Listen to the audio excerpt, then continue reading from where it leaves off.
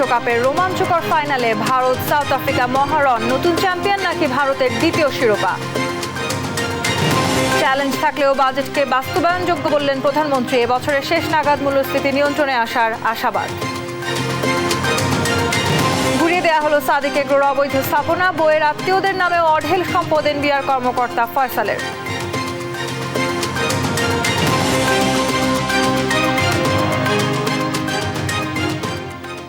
আমন্ত্রণ সংবাদ রাতে, দেখছিলেন সংবাদ শিরোনাম, সঙ্গে আছি আমি তাসনুভা তন্নি। 28 দিনের লড়াই আর 54 ম্যাচ শেষে টি-20 বিশ্বকাপের ফাইনালের অপেক্ষা। নতুন চ্যাম্পিয়ন নাকি প্রথম চ্যাম্পিয়নের হাতে উঠবে এবারের ট্রফি, সে উত্তর মিলবে রাতেই।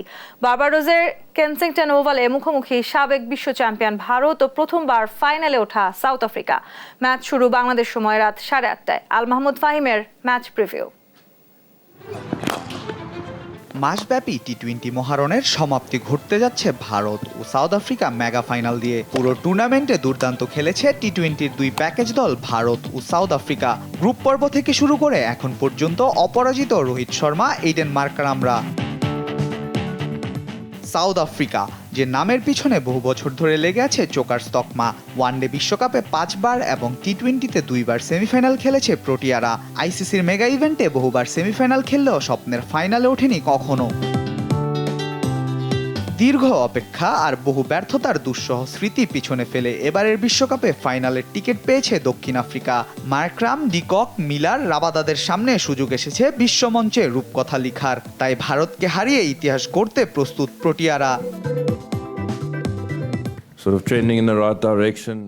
স্বাভাবিকভাবেই স্পোর্টসম্যানরা তীব্র প্রতিদ্বন্দ্বী হয়, কেউই হারতে চায় না, বিশেষ করে ফাইনালে। এজন্য আমার মনে হয় না সন্তুষ্ট হওয়ার মতো কোনো ভাবনা আছে ছেলেদের মধ্যে। ফাইনালের ফল যাই হোক না কেন, আমার মনে হয় এখন আমাদের তীব্র ক্ষুধা আছে ফাইনালটা জেতার। তবে বড় আসরে ভারতের গল্পটা একেবারে আলাদা। বিশ্বমঞ্চে মেন ইন ব্লুদের দাপট সবার জানা। টি-20-র প্রথম বিশ্বকাপ শিরোপা জিতেছিল তারাই। তবে 2011 সালের ওয়ানডে বিশ্বকাপ জয়ের পর মেগা ইভেন্টে বারবার ব্যর্থ হচ্ছিল ভারত। কিভাবে সামনে এগিয়ে যেতে হয় খেলোয়াড়রা তা জানে। আমি মনে করি আহমেদাবাদে যা হয়েছে তা থেকে বেরিয়ে আসব। আমি এতটুকু নিশ্চিত যে তারা ইতিহাস নিয়ে কিছু ভাববে না। এটি একটি নতুন দিন। আমি মনে করি দুটি দলই এই টুর্নামেন্টের সেরা দল। সাউথ আফ্রিকা এবং ভারত এই টুর্নামেন্টে তারা তাদের সেরা ক্রিকেট খেলেছে। 10 বছরের ব্যর্থতা পিছনে ফেলে টি-20 বিশ্বকাপের ফাইনালে উঠেছে রোহিত শর্মার দল। তাদের সামনে সুযোগ নতুন ইতিহাস লিখার। টি-20 বিশ্বকাপে 2014 সালের ফাইনাল এবং 2016 ও 22 সালের সেমিফাইনালের হারের হতাশা কাটিয়ে ভারতকে আরও একটি শিরোপা উপহার দিতে চায় রোহিত শর্মা, হার্দিক পান্ডিয়ারা। বিশ্বকাপে অপরাজিত দুই দলের মধ্যে শিরোপার লড়াই। ভারত নাকি সাউথ আফ্রিকা, কে হবে চ্যাম্পিয়ন তা জানার পাশাপাশি রোমাঞ্চকর লড়াই দেখার অপেক্ষায় ক্রিকেট ভক্তরা।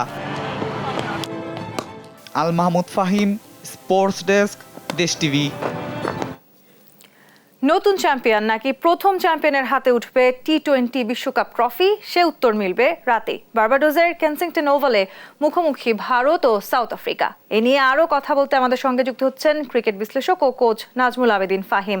ফাহিম, আপনাকে দেশ টিভিতে স্বাগত জানাচ্ছি। ভারত এবং সাউথ আফ্রিকা দুটি বড় দল ফাইনালে, রোমাঞ্চকর একটা ফাইনালে নিশ্চয়ই অপেক্ষা করছেন আপনি।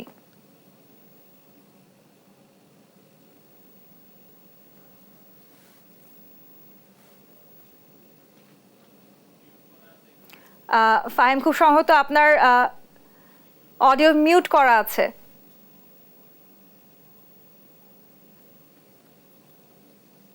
সরি, যেটা বলছিলাম যে দুটো যোগ্য দলই ফাইনালে উঠেছে। ভারত অবশ্যই বলতে হবে যে খুব চাপে পড়তে হয়নি ভারতকে ফাইনালে উঠে আসতে গিয়ে, বাট সাউথ আফ্রিকাকে বেশ চাপের মুখে পড়তে হয়েছে বিভিন্ন সময়। বাট সেটাই বোধহয় ওদের কাজে দেবে, কারণ ওদের ট্রেডিশনালি চোখ করার যে টেন্ডেন্সিটা আছে সেটা বোধহয় এই ফাঁকে এরা পার করে আসতে পেরেছে। সো আশা করছি যে একটা ভালো ম্যাচ হবে, কম্পিটিটিভ একটা ম্যাচ হবে, কারণ যে ভেন্যুতে খেলা হবে সেখানে রান হয়েছে এর আগেও, এবং আর 2-4টা ভেন্যুতে যেমন দেখেছি যে বল খুব স্পিন করেছে, কোনো দল খুব বল প্রাণে গুটিয়ে গেছে। আশা করছি যে এই ভেন্যুতে সেটা হবে না। দুই দলের জন্য কিছুটা হলো সমান সুযোগ থাকবে পারফর্ম করার। সো আশা করছি এটা ভালো ম্যাচ হবে। জি, আমরা সেই প্রত্যাশা করতে চাই, কিন্তু নাজমুল আহমেদ ভাই, আপনি নিশ্চয়ই জানেন ইতিমধ্যে টস হয়েছে এবং ইন্ডিয়া টসে জিতে ব্যাটিং এর সিদ্ধান্ত নিয়েছে। সেক্ষেত্রে আসলে কেমন সিদ্ধান্ত নিয়েছে ইন্ডিয়া? কার আসলে জয়ের সংখ্যা আপনি বেশি করছেন? ইন্ডিয়া বেশিরভাগ ক্ষেত্রে ব্যাটিং প্রথমে করেছে এই বিশ্বকাপে।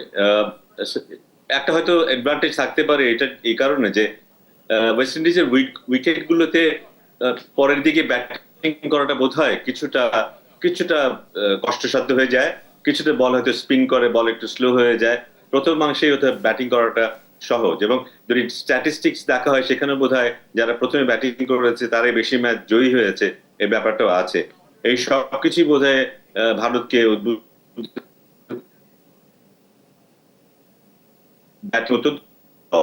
ওরা যদি প্রথমে বড় একটা স্কোর করে ফেলতে পারে, সেটা দারুণ চাপে ফেলতে পারে সাউথ আফ্রিকাকে। জি, অর্থাৎ প্রায় সমানে সমান একটি ম্যাচ দেখার যদিও আমরা প্রত্যাশা করছি। এরপরেও বলতেই হয়, বড় ম্যাচে চোখ করে সাউথ আফ্রিকা। ফাইনালের চাপ সামাল দিতে পারবে কিনা এইডেন মার্করামের এই দল?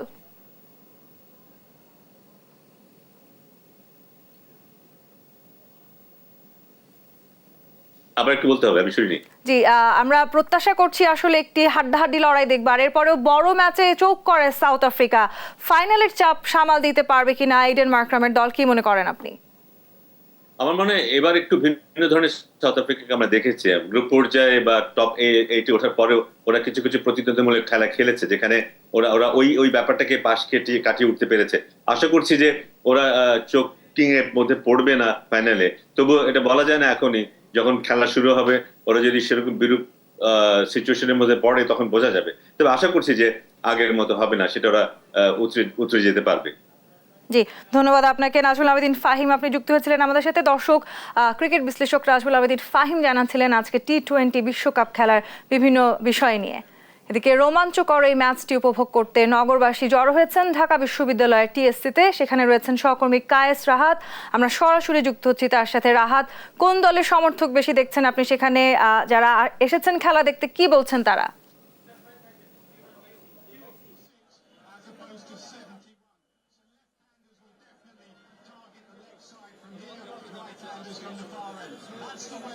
And dimensions. Ian Bishop played a lot of cricket here. What do you make of the 22 yards? I think this World Cup, and I know you've got them on because more live press and assistance. দর্শক, যান্ত্রিক ত্রুটির কারণে আমরা রাহাতের সাথে এই মুহূর্তে যুক্ত হতে পারিনি। নিশ্চয়ই পরবর্তীতে আবারও যুক্ত হবার চেষ্টা করব। যাচ্ছে অন্যান্য প্রসঙ্গে। প্রধানমন্ত্রী শেখ হাসিনা বলেছেন, চ্যালেঞ্জ থাকলেও 2024-25 অর্থ বছরের বাজেট বাস্তবায়নযোগ্য। বাজেট আলোচনার সমাপনী বক্তব্যে সংসদ নেতা আশা প্রকাশ করেন, চলতি বছরের শেষ নাগাদ মূল্যস্ফীতি নিয়ন্ত্রণে আসবে। 2040 সালের মধ্যে 60,000 মেগাওয়াট বিদ্যুৎ উৎপাদনের লক্ষ্যমাত্রা উল্লেখ করে বিদ্যুতে উৎপাদনে ভর্তুকি কমিয়ে আনার পরিকল্পনাও জানান প্রধানমন্ত্রী। আরও জানাচ্ছেন জুবায়ের রাজিন। বাজেট আলোচনার শেষ দিনে অংশ নেন সংসদ নেতা ও প্রধানমন্ত্রী শেখ হাসিনা। এ সময় তিনি দেশের উন্নয়নে তার সরকারের নেয়া নানামুখী উদ্যোগের কথা তুলে ধরেন। আমাদের স্বাস্থ্য, শিক্ষা, যোগাযোগ ইত্যাদি সকল ক্ষেত্রে প্রয়োজনীয় অবকাঠামো নির্মাণ করে উন্নয়নকে আমরা দৃশ্যমান করেছি। বাজেট বাস্তবায়নে নানামুখী চ্যালেঞ্জের কথা স্বীকার করে নিয়ে প্রধানমন্ত্রী শেখ হাসিনা বলেন, চ্যালেঞ্জ মোকাবিলা করেই দেশকে এগিয়ে নিয়ে যাচ্ছে সরকার। কেউ কেউ বাজেটকে উচ্চ অভিলাষী বলেছে, কেউ বলছে ঘাটতি বাজেট। আবার কিছুক্ষণ আগে বিরোধী দলের নেতাও বললেন এই বাজেট বাস্তবায়ন সম্ভব না, বা আমাদের প্রবৃদ্ধির হার কমাতে হবে, বার্ষিক উন্নয়ন কর্মসূচি কমাতে হবে, ইত্যাদি ইত্যাদি। এবং এই চ্যালেঞ্জ নেবার মতো সক্ষমতা আছে কিনা?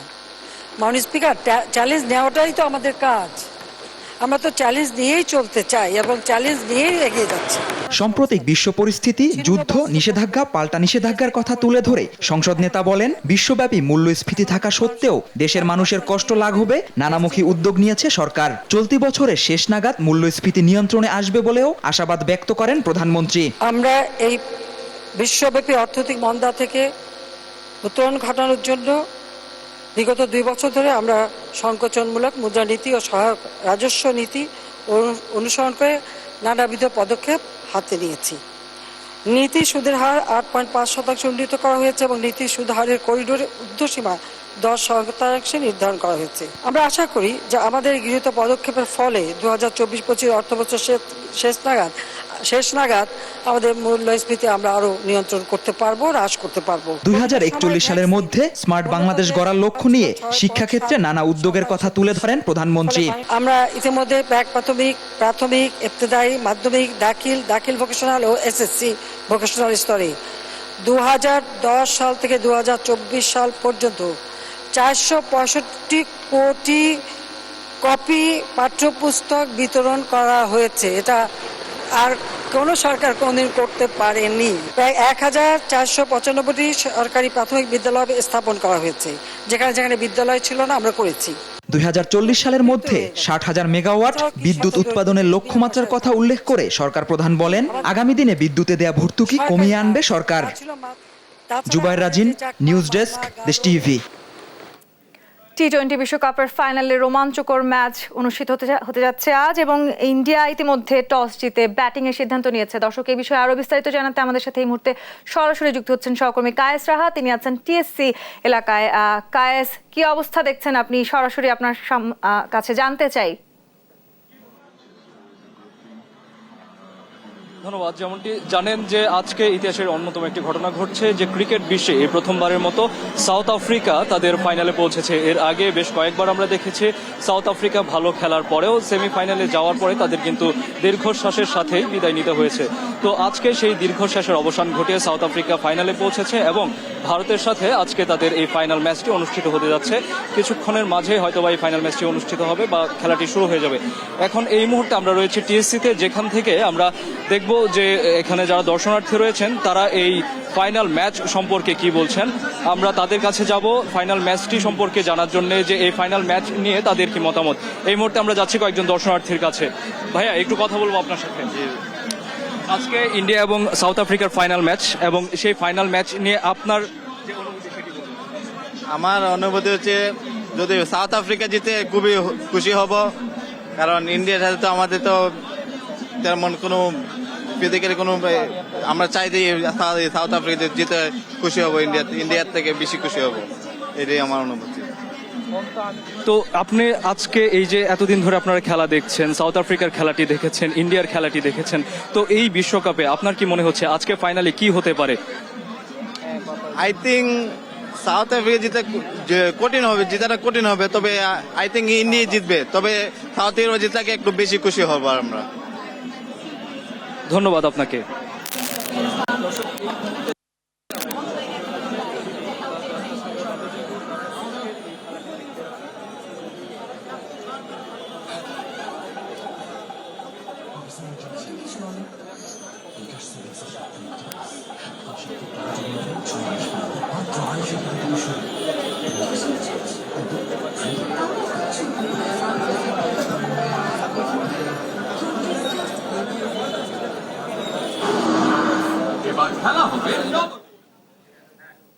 দর্শক, আমরা সরাসরি যুক্ত ছিলাম টিএসসি এলাকায়। সেখানে আমাদের সহকর্মী কায়েস রাহাত যুক্ত ছিলেন আমাদের সাথে। টি-20 বিশ্বকাপের ফাইনাল খেলা নিয়ে সেখানে সাধারণ জনগণ জড়ো হয়েছেন, সেই বিষয়ে জানাচ্ছিলেন। সম্পূর্ণ উচ্ছেদ করা হয়েছে মোহাম্মদপুরের রামচন্দ্রপুর খাল দখল করে গড়ে তোলা সাদিক এগ্রোর স্থাপনা। নিজেরা সরিয়ে নেওয়ার কথা বলে উল্টো আবারও দখলের চেষ্টা করায় খামারের সব স্থাপনা গুড়িয়ে দেওয়া হয়েছে বলে জানান অভিযানের নেতৃত্ব দেয়া নির্বাহী ম্যাজিস্ট্রেট। খালটি সম্পূর্ণ দখলমুক্ত করে আগের অবস্থায় না ফেরানো পর্যন্ত অভিযান চলবে বলে জানিয়েছে ঢাকা উত্তর city corporation. M A আজিমের report. সকালে ভাঙা অংশ সরিয়ে আবারও অ্যাগ্রোর কার্যক্রম চালুর প্রস্তুতি নিচ্ছিল সাদিক অ্যাগ্রো। বেলা 12টার পর তৃতীয় দিনের মতো ঢাকা উত্তর সিটির দল পৌঁছায় সেখানে। শুরু হয় উচ্ছেদ অভিযান। ভাঙচুরের মধ্য থেকে গবাদি পশু নিয়ে ছুটতে থাকে সাদিক অ্যাগ্রোর শ্রমিকরা। অভিযানে নেতৃত্ব দেয়া নির্বাহী ম্যাজিস্ট্রেট জানান, নিজেরা সরিয়ে নেয়ার কথা বলে দখল চেষ্টা করায় এমন সারসী অভিযান তাদের। নিজেরা ভেঙে নেবেন, এনারা নিজেরা ভাঙলেন না। গতকালকে সারাদিন সময় দেওয়া হলো, ওনারা নিজেরা ভাঙলেন না, ওনারা এসে আবার আজকে সময় চাচ্ছেন। এ সময় খাল দখল করা সব স্থাপনা ভাঙা হবে কিনা এমন প্রশ্নে তিনি জানান, ফিরে আনা হবে খালের আগের প্রবাহ। খালের পাশে যে সকল অবৈধ স্থাপনা আছে, এখানে সম্পত্তি বিভাগের প্রধান সম্পত্তি কর্মকর্তা আছেন, সার্ভেয়ার টাইভেয়ার, আমরা দেখেছি অবৈধ স্থাপনাগুলি আমরা উচ্ছেদ করছি। স্থানীয়রা বলছেন খালের সাবেক অবস্থা ফিরে আনতে এখনও ভাঙতে হবে একাধিক বহুতল ভবন। সেটি কতটা সম্ভব হবে তা নিয়েও সন্দিহান তারা।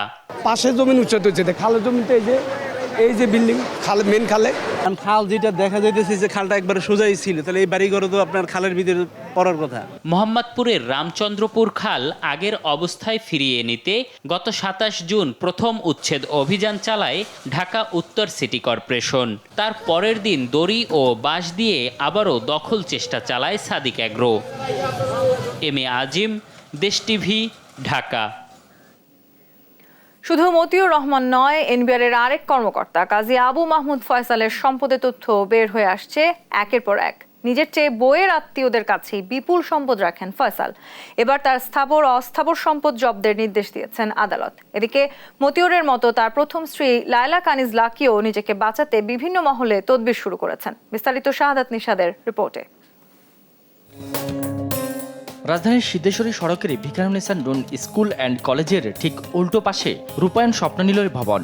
এখানে 85 কাঠার উপর নির্মিত 4টি ভবনের একটি 4 নং ভবনে গেল বছর সুবিশাল ফ্ল্যাট কেনেন রাজস্ব বোর্ডের প্রথম সচিব কাজী আবু মাহমুদ ফয়সাল। 3000 বর্গফুটের ফ্ল্যাটটির বর্তমান বাজার মূল্য প্রায় 6 কোটি টাকা। নিজের দুর্নীতি আড়াল করতে ফ্ল্যাট কিনেছেন শ্বশুর আহমেদ আলীর নামে। 4 নম্বর ভবনের 10 তলার এই ফ্ল্যাটটিতে ফয়সাল বসবাস করলেও সেখানে পাওয়া যায়নি তাকে। থাকে না এখন তো নাই বাসাতে বলতে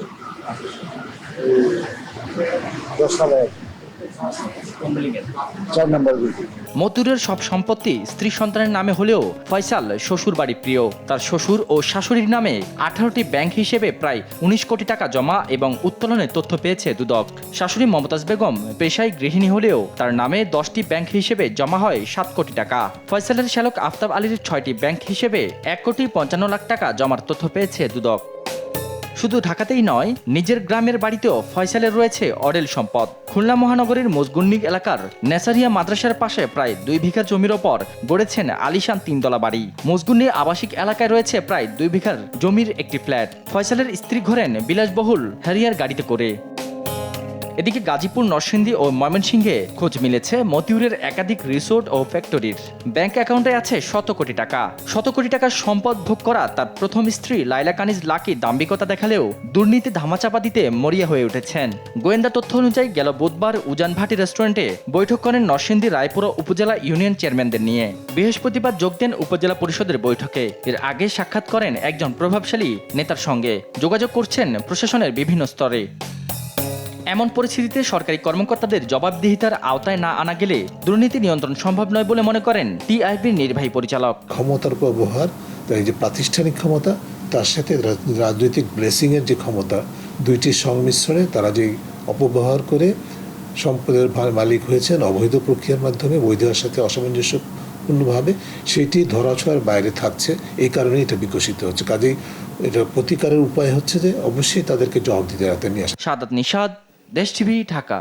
রোববার শুরু হচ্ছে এইচএসসি ও সমমান পরীক্ষা। এবার 8টি সাধারণ শিক্ষা বোর্ড, কারিগরি ও মাদ্রাসা বোর্ডের অধীনে মোট পরীক্ষার্থী 14,50,790 জন। বন্যা পরিস্থিতির কারণে শুধু সিলেট বিভাগের পরীক্ষা 9 জুলাই শুরু হবে। প্রশ্নপত্র ফাঁসের গুজব ও নকলমুক্ত পরিবেশে সুষ্ঠুভাবে পরীক্ষা গ্রহণে 29 জুন থেকে 11 আগস্ট পর্যন্ত সব কোচিং সেন্টার বন্ধ থাকবে। তবে বিসিএস প্রস্তুতি কোচিং খোলা থাকবে। গেল 5 জুন কোচিং বন্ধে নির্দেশনা দেন শিক্ষামন্ত্রী মহিবুল হাসান চৌধুরী। এবারের পরীক্ষায় মোট শিক্ষা প্রতিষ্ঠান 2725টি এবং কেন্দ্র সংখ্যা 9463টি। দেশের বাইরে এবার 281টি কেন্দ্রে এইচএসসি ও সমমান পরীক্ষার আয়োজন করা হচ্ছে। লিখিত পরীক্ষা শেষ হবে 11 আগস্ট।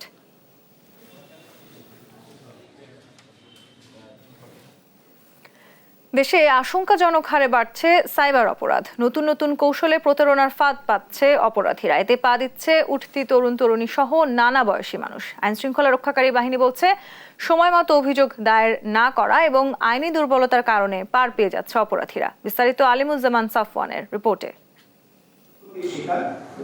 প্রযুক্তি খাতে দেশ যত এগিয়ে যাচ্ছে ততই বাড়ছে সাইবার অপরাধ। এতে ব্যক্তিগত ক্ষতির পাশাপাশি অর্থনৈতিকভাবেও ক্ষতির শিকার হচ্ছে মানুষ। চলতি বছরের এক গবেষণায় দেখা গেছে সাইবার অপরাধে ভুক্তভোগীদের মধ্যে সর্বোচ্চ 78.78% বয়সী 18 থেকে 30 বছরের মধ্যে। তাদের মাত্র 18.75% পুলিশের কাছে লিখিত অভিযোগ দিয়েছেন। শনিবার ঢাকা রিপোর্টার্স ইউনিটিতে বাংলাদেশ সাইবার অপরাধ প্রবণতা 2024 শীর্ষক আলোচনা সভায় এ তথ্য তুলে ধরে সাইবার ক্রাইম অ্যাওয়ারনেস ফাউন্ডেশন সিক্যাফ। এতে সাইবার অপরাধ বিশ্লেষণ ও এর নানা দিক তুলে ধরেন বিশেষজ্ঞরা। এটি আশ্চর্যজনক একটি তথ্য আমাদের জন্য। এখানে দেখা গেছে বয়সভিত্তিক MFS হ্যাকিংয়ের শিকার ভুক্তভোগীদের মধ্যে শিশু ও তরুণের হার সমানুপাতিক। অনলাইন গ্যাম্বলিং বলতে যে মামলাগুলো সাইবার সিকিউরিটি অ্যাক্টে হচ্ছে তার আড়ালে আছে মানি লন্ডারিং। পুলিশের সাইবার ক্রাইম ইনভেস্টিগেশন বিভাগের অতিরিক্ত উপপুলিশ কমিশনার ইশতিয়াক আহমেদ জানান, নতুন আইনে সাইবার ট্রাইব্যুনালে মামলা করতে হয়। বিষয়টি জানাজানি হওয়ায় সব প্রমাণ মুছে ফেলে অপরাধীরা। দ্রুত আইনে শরণাপন্ন হওয়ার পরামর্শও দেন তিনি। আমার মনের মধ্যে শঙ্কা থাকার কারণে বা পারিবারিক ভয়, সামাজিক ভয়, এগুলো থেকে যখন আমি একটি রিপোর্ট একটু দেরিতে আমি সাবমিট করব, ততক্ষণে কিন্তু এটার গ্র্যাভিটি বা এই এভিডেন্স রাখার মতো অবস্থাটা আর থাকে না। আমাদের কাছে আসার আগে যদি আপনারা থার্ড পার্টি কারো কাছে যান যে আমার ফেসবুক আইডিটা ঠিক করে দাও বা আমার ইনস্টাগ্রাম আইডিটা ঠিক করে দাও, you might be second time victim again. আর বিটিআরসি মহাপরিচালক বলেন, অপরাধ নিয়ন্ত্রণে টেলিকম আইনে সংশোধনের কাজ চলছে। বিটিআরসির আইনে যারা গ্রেফতার হয় তাদের এটা হচ্ছে গিয়ে জামিনযোগ্য অপরাধ। তো আমাদের জন্য যেটা প্রবলেম যেটা হয়, যেমন ছোট্ট এক্সাম্পল, আমাদের অবৈধ ভিআইপি যারা ব্যবহার করে, আমরা অনেক কষ্ট করে অনেক এফোর্ট নিয়ে আইন শৃঙ্খলা বাহিনীকে সাথে নিয়ে অবৈধ ভিআইপি এর অভিযান করি, আর অভিযানে যারা সংশ্লিষ্ট আছে তাদেরকে আমরা গ্রেফতার করি। But next fine morning we find that ওই গ্রেফতারকারী ব্যক্তি উনি বাইরে ঘুরে বেড়াচ্ছেন। তো এগুলি আমাদের আইনের দুর্বলতা আছে, আমরা এটি নিয়ে কাজ করছি। আমাদের টেলিকম আইন সংশোধনের কাজ চলছে। নিরাপদ সাইবার স্পেস নিশ্চিতে সব পক্ষকে একসঙ্গে কাজ করার পরামর্শ দিয়েছেন খাত সংশ্লিষ্টরা। আলিমুজ্জামান সাফওয়ান, দেশ টিভি, ঢাকা। দেখছেন সংবাদ রাত।